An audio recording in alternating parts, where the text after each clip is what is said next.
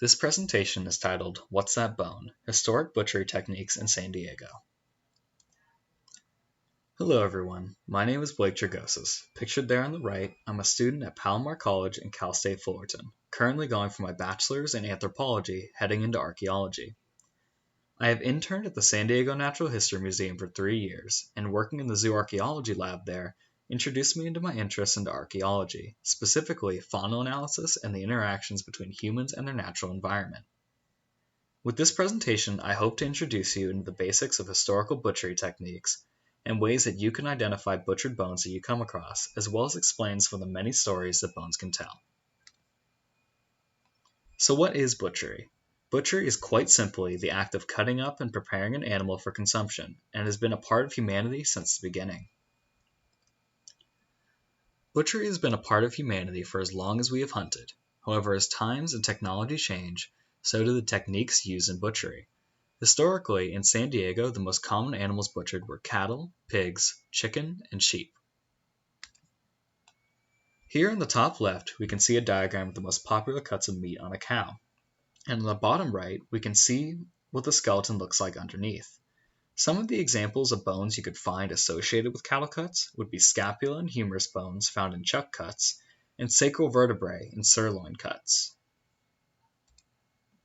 Next, we can see a diagram of a pig, with examples of bones being associated, such as bones of the feet being associated with hock cuts, as well as it being not uncommon to include the entire pig skull in a classic feast presentation.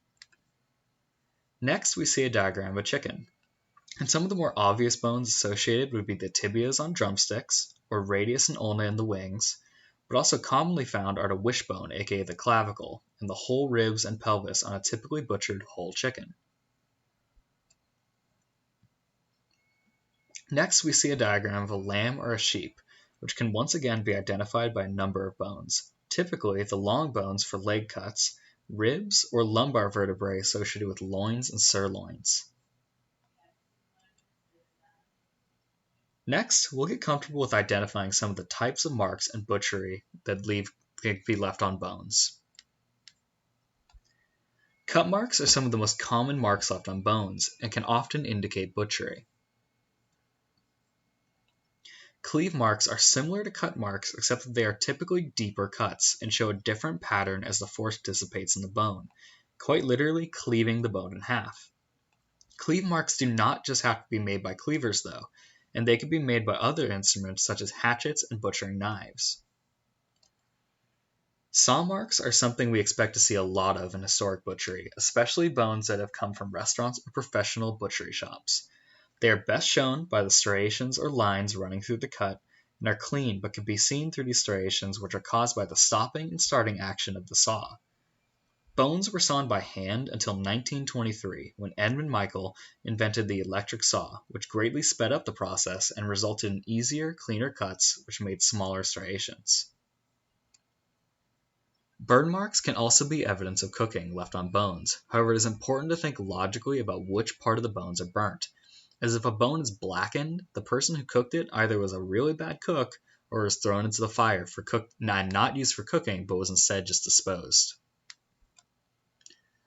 Percussion blows are also common marks found on bones, and in some circumstances this can indicate the breaking of bones for bone marrow extraction. Here I included a modern example of a spiral cut ham to showcase another way that butchery marks can appear on bone. Chronology can be hard to pin down, especially in the historical period. However, there are some ways to go about this. To get an age on how old the bone is itself, the most common practice is to understand the context it is associated with, such as associated artifacts and provenience, which provides the easiest way to date bones with evidence of butchery. Of course, if you wanted to get precise dates, you could always carbon date the bone, but this is expensive and is generally not justified on historic faunal material. Here on the right, we can see a photo depicting an excavation of Thomas Jefferson's Monticello home.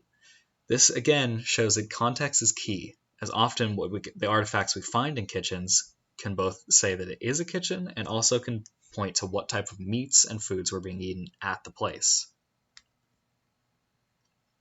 In San Diego, the beginning of a butchery as we see in the historical period, begins with the arrival of the Spanish in 1769. When the first missions were established, they brought with them cattle, sheep, and chicken to promote self-sufficiency among the missions. With the introduction of these animals to San Diego, the cuisine was radically changed, and ranching became a huge business in San Diego for almost 100 years. Here on the right, we see a study conducted by Aaron Sasson and Susan Arter on the use of chickens at the San Diego Presidio, which was the first European settlement in North America. This study concluded that chickens were not just used as food, but were important safety nets for the women who lived and worked at the Presidio, trading and selling their eggs and chickens as capital. Butchery was an important but largely unnoticed aspect of daily life in historic San Diego, and played a role of distributing already cut meats to the general public in restaurants, and was an important aspect of diet. However, bones left over from butchered animals can often tell much more than just what the people were eating. Bones can tell us a lot about the people who ate them. Through different butchery techniques, cuts of meat, and choice, as well as the context they were found in, we can determine a lot about food choices of the past. The three biggest things that bones can tell us about historical butchery in San Diego is economic status, cultural indicators, and individual stories to better paint a picture of the past. Economic status. Economic status can be inferred from the types of bones and cuts that were found in the archaeological record. When excavating, if archaeologists repeatedly find bones that indicate higher quality cuts of meat or higher quantities of meat, it can be assumed this person was of a high enough status to afford such cuts. So quantity and quality can speak bounds about the status of the people living where you excavate.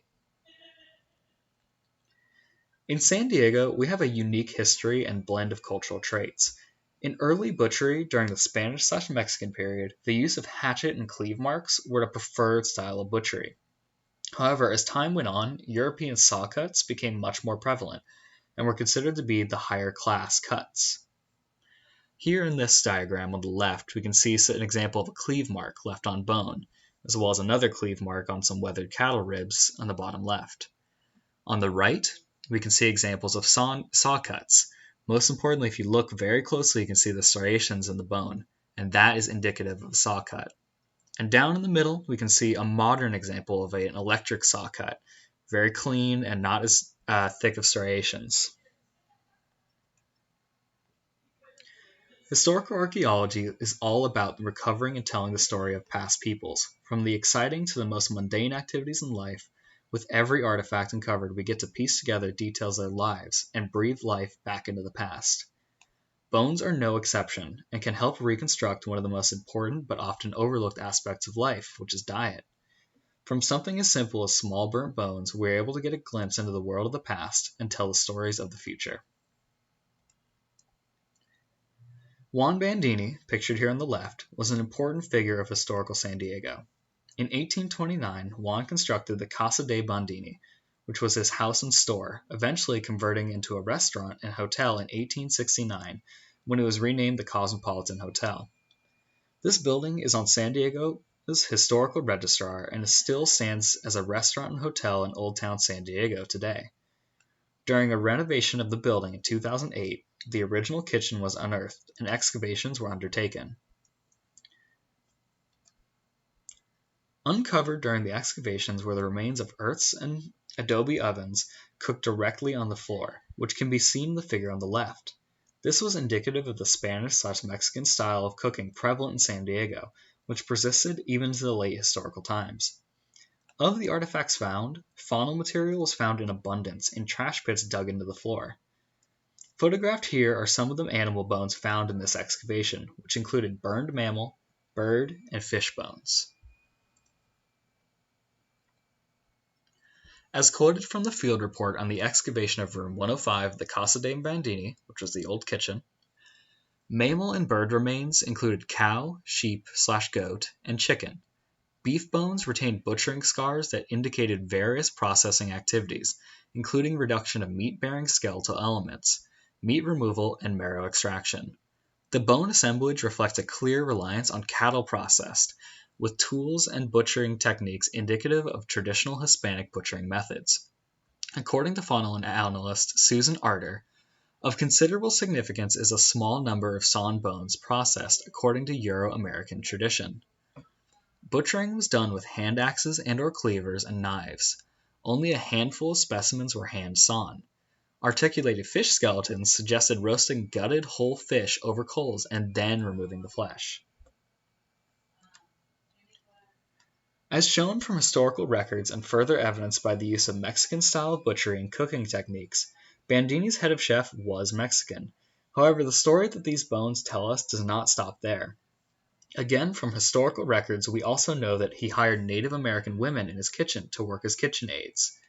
Including in the faunal material found during excavation was many small mammal remains, with clear evidence of butchery and cooking.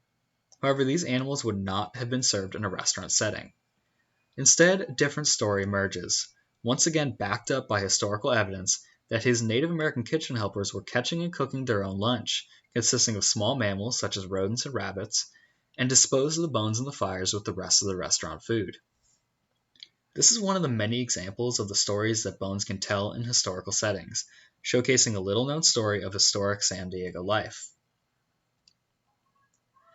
In conclusion, butchered bones recovered from the historical period in San Diego can tell a surprising amount of information about the past lives people lived, including something as important as everyday meals.